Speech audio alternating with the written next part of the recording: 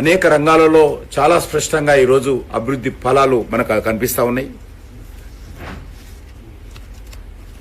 కానీ ఈరోజు ప్రవేశపెట్టినటువంటి బడ్జెటు ఇది ఒక ప్రత్యేకమైనటువంటి బడ్జెటు.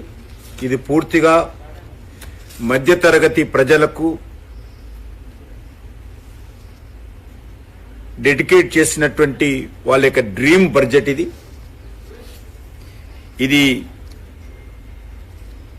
పేదలు, మధ్యతరగతి ప్రజలు, మహిళలు, రైతులు, యువకులు వీరిని కేంద్రంగా ఏర్పాటు చేసుకుని వీరిని లక్ష్యంగా కార్యాచరణ ప్రణాళిక రూపొందించుకొని మరి ప్రవేశపెట్టినటువంటి బడ్జెట్ ఇది. ముఖ్యంగా వికసిత్ భారత్ ఏదైతే లక్ష్యంగా పెట్టుకుని 2047లో మనం అభివృద్ధి చెందిన దేశంగా ఎదగాలని ఏదైతే భారత ప్రజలందరూ మనం ఆకాంక్షిస్తున్నామో దానికి వేసినటువంటి మొదటి అడుగుది. అంతేకాకుండా నేను ఇంతకుముందు చెప్పినట్టు మిడిల్ క్లాస్ ప్రజలు, మధ్యతరగతి ప్రజల యొక్క డ్రీమ్ బడ్జెట్ అని ఎందుకు అంటున్నామంటే ముఖ్యంగా వ్యక్తిగత ఇన్కమ్ ట్యాక్స్ పరిధిని నరేంద్ర మోడీ గారు ప్రధానమంత్రి అయినప్పుడు 2 లక్షలు ఎంతో ఉండింది. ఇది ఈరోజు 12 లక్షలకు ఎవరు ఊహించని విధానంగా 12 లక్షల వరకు కూడా ఇన్కమ్ ట్యాక్స్ లేకుండా ఈరోజు ఒక పెద్ద నిర్ణయం కేంద్ర ప్రభుత్వం తీసుకోవడం జరిగింది. నాకు తెలిసి గత 10-20 సంవత్సరాలుగా ప్రతి బడ్జెట్ అప్పుడు కూడా ప్రధానమైనటువంటి చర్చ ఈ యొక్క వ్యక్తిగత ఆదాయం పైన ఏదైతే ట్యాక్స్ తగ్గింపు పైనే ప్రధాన చర్చ జరుగుతున్నటువంటి విషయం మనకు తెలుసు. ఎందుకంటే మిడిల్ క్లాస్ కు మేజర్ కన్సర్న్ అది ప్రైవేట్ సెక్టార్లో పనిచేసినటువంటి ఉద్యోగస్తులు కావచ్చు, లేక మిడిల్ క్లాస్ ఫ్యామిలీస్ కావచ్చు, చిన్న చిన్న వ్యాపారాలు చేసేటువంటి వాళ్ళు కావచ్చు, వాళ్ళకి ఇది మేజర్ కన్సర్న్ ఇది. కాబట్టి ఈరోజు ప్రధానమంత్రి గారు చాలా ధైర్యం చేసి ఈరోజు ఆ యొక్క ట్యాక్స్ పరిధిని ఏదైతే పెంచడం జరిగిందో మరి దీని ద్వారా కేంద్ర ప్రభుత్వానికి మరి కొంత ఆదాయం తగ్గినప్పటికీ కూడా ప్రజల సంక్షేమం కోసం ప్రభుత్వము ఈ నిర్ణయం తీసుకోవడం జరిగింది. మనకు తెలుసు కరోనా ప్రపంచంలో ఏర్పడినప్పుడు దేశంలో ఆర్థిక వ్యవస్థ మందగిల్లింది. ఆ తర్వాతనే అనేక రకాలుగా అనేక దేశాలలో ఆర్థిక సంక్షోభాలు వచ్చాయి. అనేక దేశాలలో మరి ఎకనామికల్ క్రైసిస్ కానీ ఎకనామికల్ ఎమర్జెన్సీ కానీ ఏర్పాటు చేయడం జరిగింది. అనేక దేశాలు కుప్పగూలిపోయాయి. పాకిస్తాన్ లాంటి దేశాలు, కొన్ని దేశాల్లో యుద్ధాల కారణంగా దాని ప్రభావం ప్రపంచమంతా కూడా మరి ఏర్పడి ఆయా దేశాలు ఇబ్బందులకు గురైనాయి.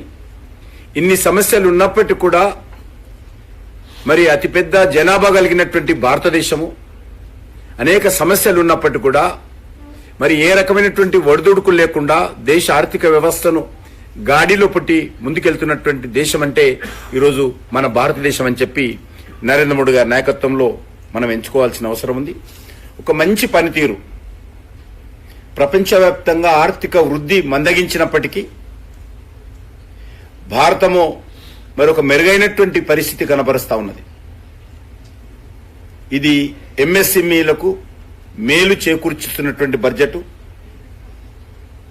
దేశవ్యాప్తంగా 1 crore పైగా ఎంఎస్ఎంఈలు ఉన్నప్పటికీ మరి ఇది అన్ని వర్గాలకు సంబంధించి ఎక్స్పోర్ట్లో కానీ ఇతరత్ర కానీ ఎంఎస్ఈలు చాలా ముందున్నాయి. ఇది మేలు జరుగుతున్నటువంటి బడ్జెట్గా మనం పొందుపరచుకోవచ్చు.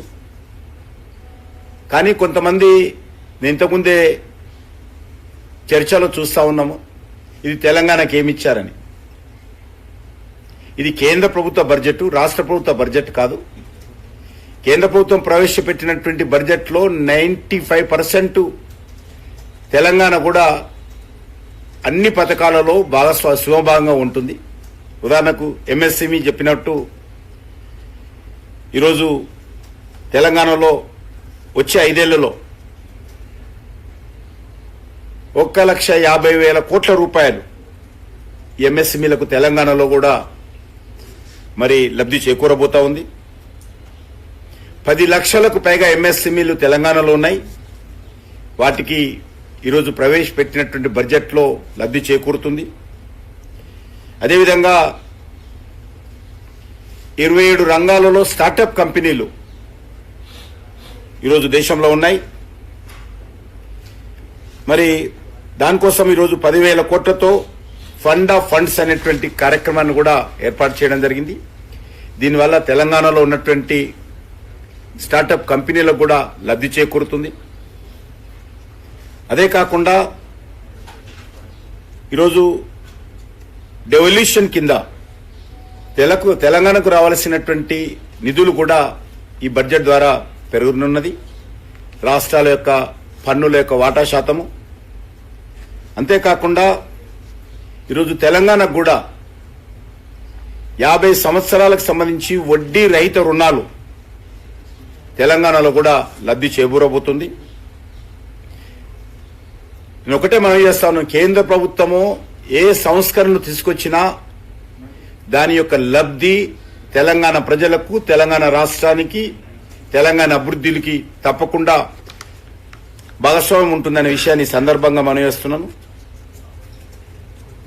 ఇప్పటికే అమలవుతున్నటువంటి కేంద్ర ప్రభుత్వ పథకాలు పరిధిని, అదేవిధంగా దాని నిధుల వాటాను కూడా ఈ బడ్జెట్లో ఎన్హాన్స్ చేయడం జరిగింది, పెంచడం జరిగింది. అది తప్పకుండా మరి తెలంగాణ లాంటి అర్బన్ ఏరియా స్టేట్లో మరి అర్బన్ ప్రాంతాలకు 10,000 కోట్ల రూపాయలు తెలంగాణకు రాబోతా ఉంది. అమృత్ పథకం ఏదైతున్నదో అమృత్ పథకాన్ని కూడా తెలంగాణలో ఉన్నటువంటి 125 అర్బన్ లోకల్ బాడీస్ కు లబ్ధి చేకూరబోతా ఉంది. స్ట్రీట్ వెండర్స్ తెలంగాణలో ఉన్నటువంటి స్ట్రీట్ వెండర్స్ కూడా లబ్ధి చేకూరుతుంది. దానికి ఈరోజు ఇప్పటికే 7.5 lakhs స్వనిధి పథకం కింద తెలంగాణలో లబ్ధి పొందారు. ఈరోజు దాన్ని ఎన్హాన్స్ చేయడం ద్వారా వాళ్ళకు కూడా మేలు చేకూరేటువంటి అవకాశం ఉంది. గిగ్ వర్కర్స్ ఏదైతే తెలంగాణలో ముఖ్యంగా హైదరాబాద్ నగరంలో, వరంగల్ లాంటి సిటీలో ఉన్నటువంటి వేలాది మంది యువతకు